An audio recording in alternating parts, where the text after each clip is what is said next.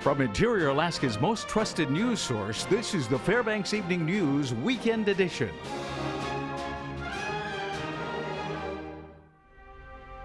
Good evening and welcome to the Saturday edition of the Fbx Evening News. I'm Katie Looper, leading our news tonight. Alaska Attorney General Michael Garrity says the state is working to resolve the case of the Fairbanks Four.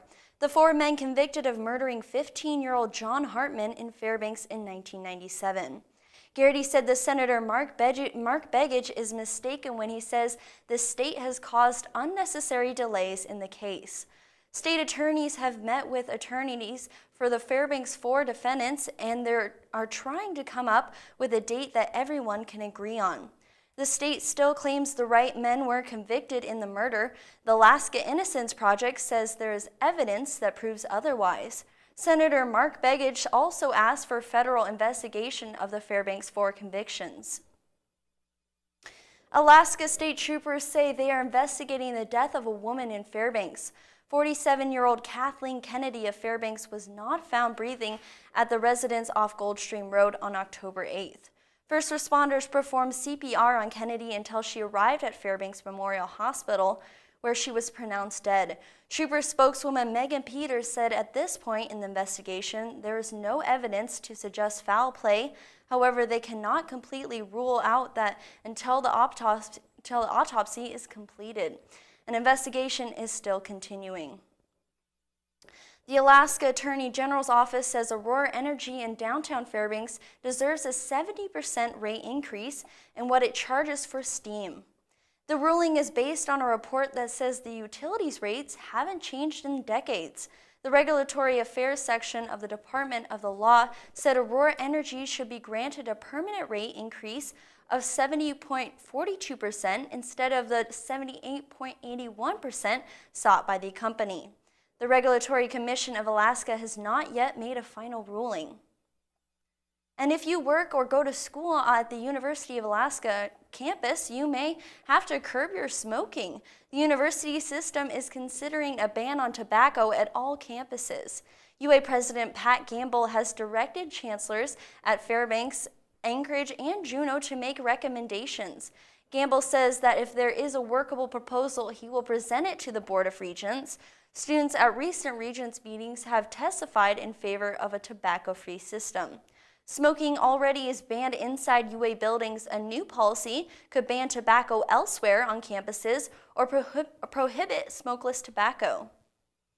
A U.S. District Judge Timothy Burgess is expected to rule next week on same-sex marriage in Alaska.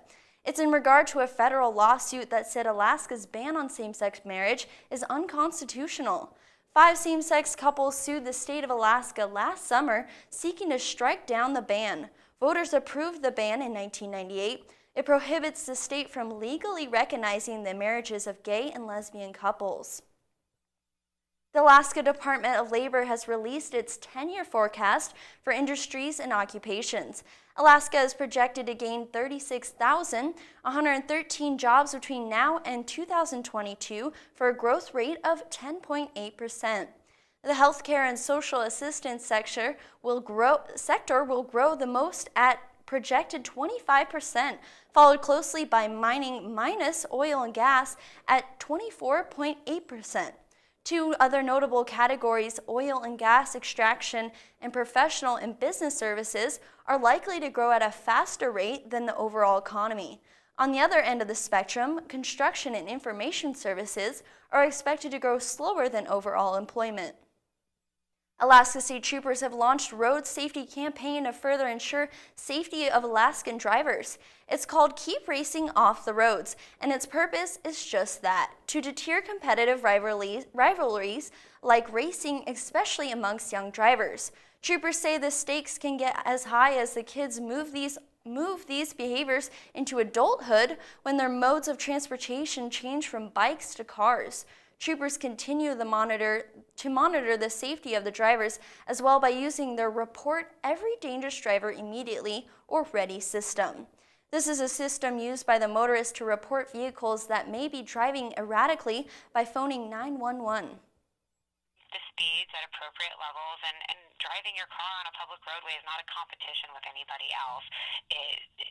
especially with winter coming and the roads becoming more hazardous due to inclement weather, people really should be focusing on getting to and from where they need to go, not how fast they can do it or if they can beat somebody else. So we'll have more when the weekend's only televised newscast returns. Stay with us.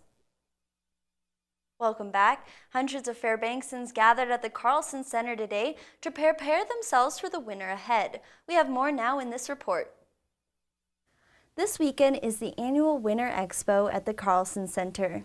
This winter bazaar is aimed towards helping people get through the winter comfortably, safely, and in style. We organized the Winter Expo, and it's just a show all about how to get through winter in Fairbanks and have a little fun along the way. We've got health and energy vendors, we've got a gun show, we've got outdoor fun, snow machines, cars and trucks, cold weather camping, travel ideas. Alyeska's here, Visit Anchorage, Raven, Alaska.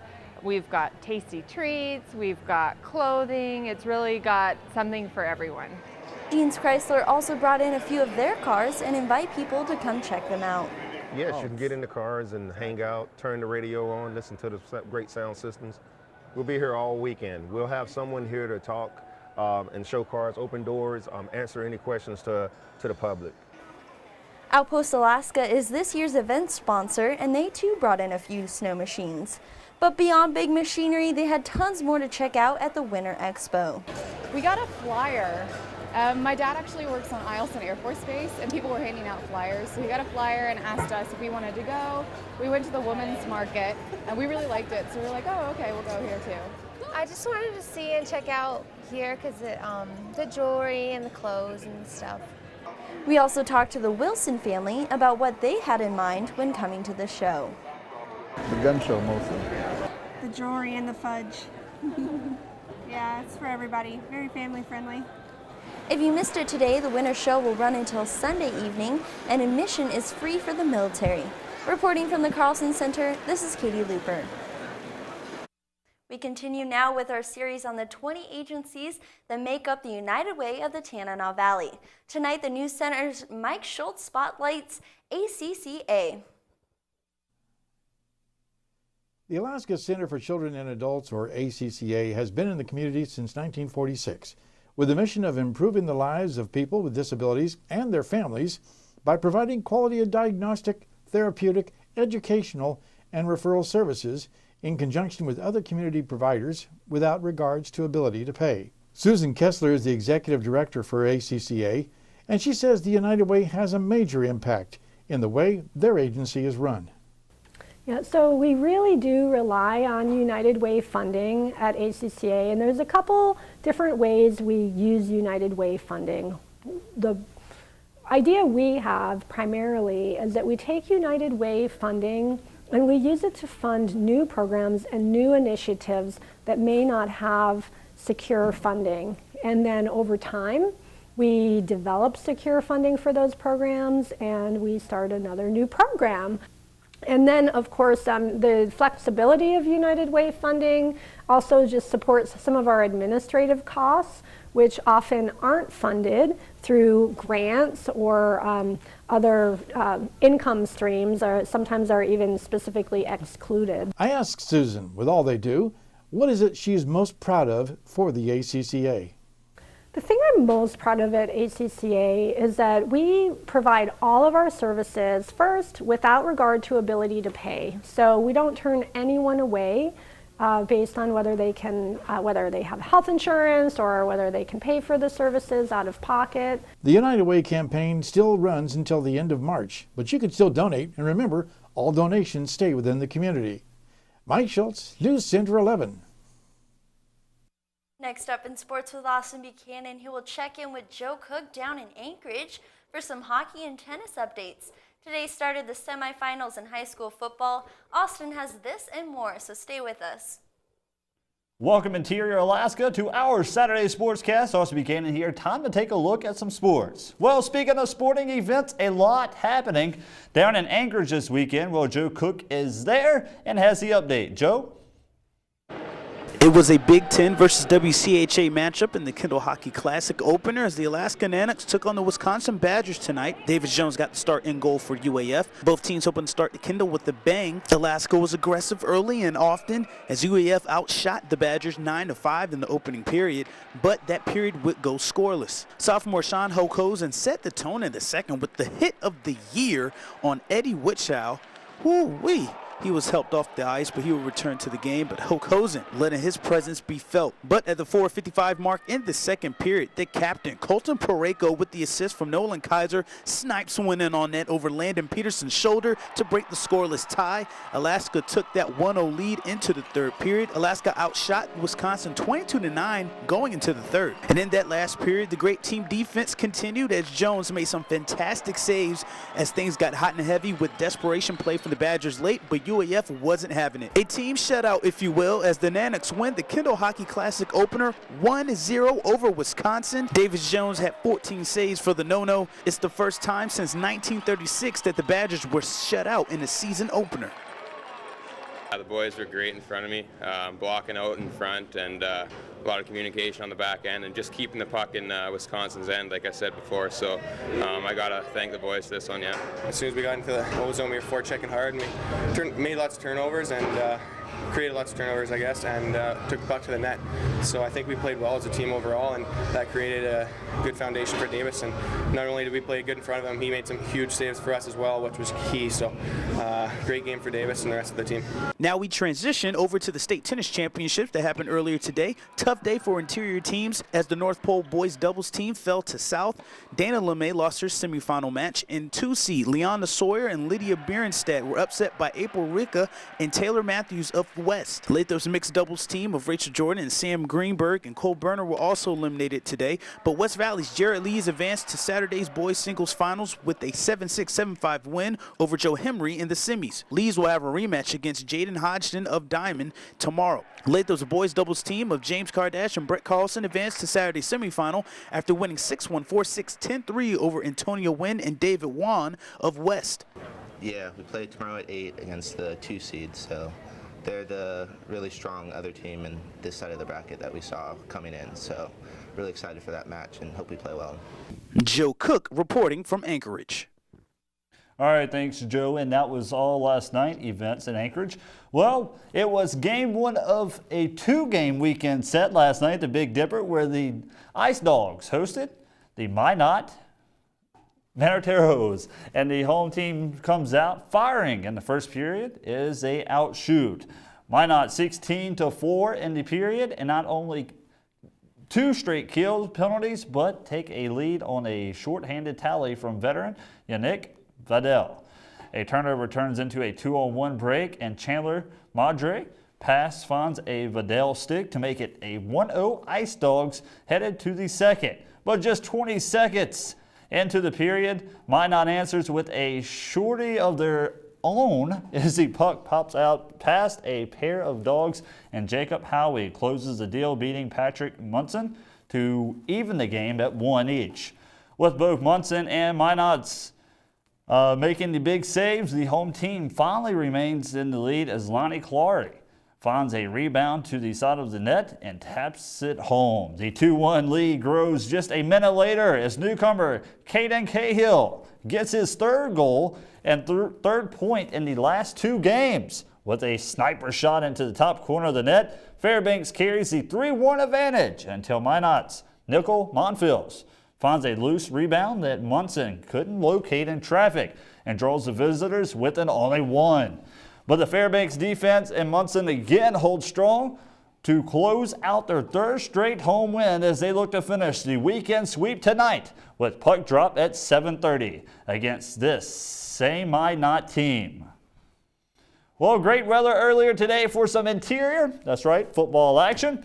With the regular season coming to a close, with that being said, the semifinals starting up. Eielson Ravens hosting the Barrow Whalers in the semifinal matchup. Let's check it out. First quarter, Barrow come close comes out after forcing the Ravens to fumble inside their own territory. Whalers now looking to put up the first 6 points on the board, but Whalers quarterback throws into traffic. Ravens Anthony Griffith picks off the pass, returns it for 27 yards for a Raven touchdown. Next possession for the Whalers, looking to pass on the Ravens defense again, but this time it was Taylor Benjamin. He picks it off, and then Ravens running back Caleb Dunlap answers on the call with a 10-yard touchdown run, making it a 14-0 lead for the Ravens. Ravens don't stop there. Second quarter underway, so are the Ravens. Anthony Griffith gets his name called on offense with a 32-yard touchdown carry. Whalers soon finds the touchdown after a long fourth down conversion, as number 32 finding his wingman deep right side, followed by a 10-yard run. For 6 is Mark Balazar finds Pater. Ravens take the final score 41-6. With today's win, the Ravens played the Kiski Bulldogs for the 2014 Small School State Championship. Wow, congratulations. Well, that'll wrap it up for our sportscast tonight. Katie Looper has your full weather forecast coming up next. Stay tuned. Welcome back to the weekend edition. So it's just a gorgeous day out, huh? It is. It's very, very gorgeous day. Is making my way in and going out and shot some football games today, and football season coming to a wrap here in Fairbanks. So it's a great day to start the semifinals. Yeah, I thought it was a gorgeous day. It's nothing like our high temperature today, which was 62, but yeah, nothing. I can't complain. It's not below yet. It's not below yet. I am adjusting to driving on the icy roads. So. Oh yeah, you gotta be careful there. It scares me to be going down the hill, and I'll be like, it just scares me. So, anyways. Oh yeah, we'll take a look at our weather now. We'll start with our almanac. There's a normal high today of 37 and a normal low of 28. Like I said, a record high got all the way up to 62 in 1969 and as low as -1 in 1939. Now our sun rose at 8:33 this morning and it'll set at 6:43 tonight.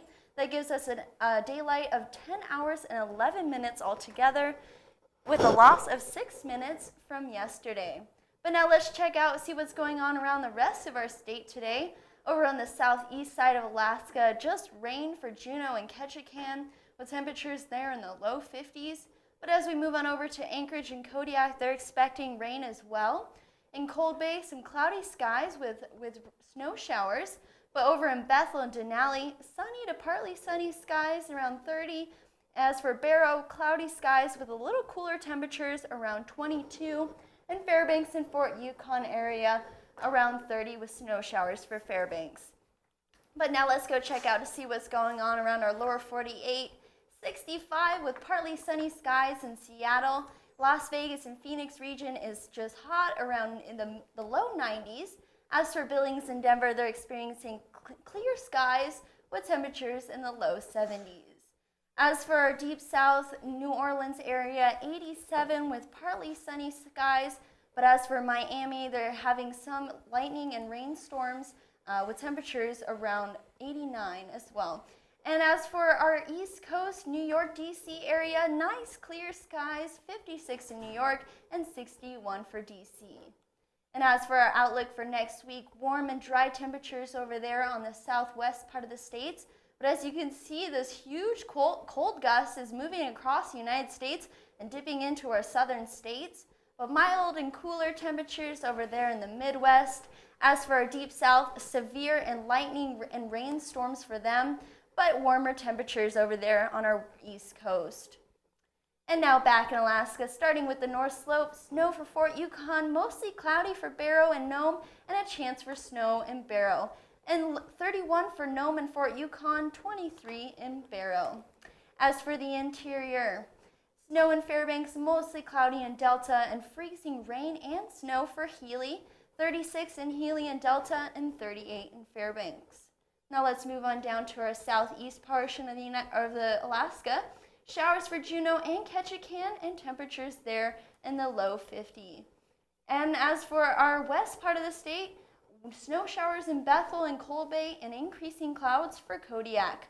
Low temperatures, low 40s for Cold Bay and Kodiak, and 33 in Bethel. And lastly, for our south central region, mostly cloudy in Homer, rain for Valdez, and snow with partly sunny skies for Anchorage, and temperatures all there in the low 40s. As for tonight's outlook, 29 degrees, cloudy skies with a chance for snow, and I think we have cloudy skies with a chance for snow again tomorrow, but temperatures should warm up to be around 40. And lastly, for extended outlook, partly sunny skies all across the board, 36 on Monday, 32 on Tuesday, and 30 here on out for the rest of the week.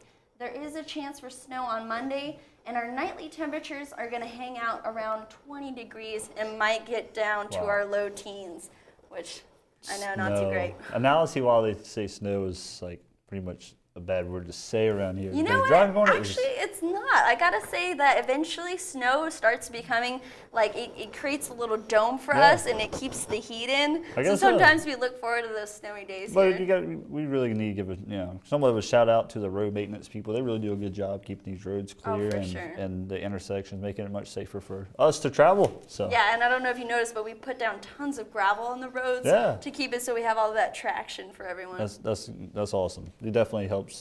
Making your way into work or school buses too. Oh, definitely, I agree. Kids way to school, so. Well, that'll wrap up our Saturday edition of the Fbx Evening News, and we're glad you could join us. All right, and join us here 6 days a week at 6 and 11 or online anytime at webcenter11.com. From all of us here at the News Center, have a good night.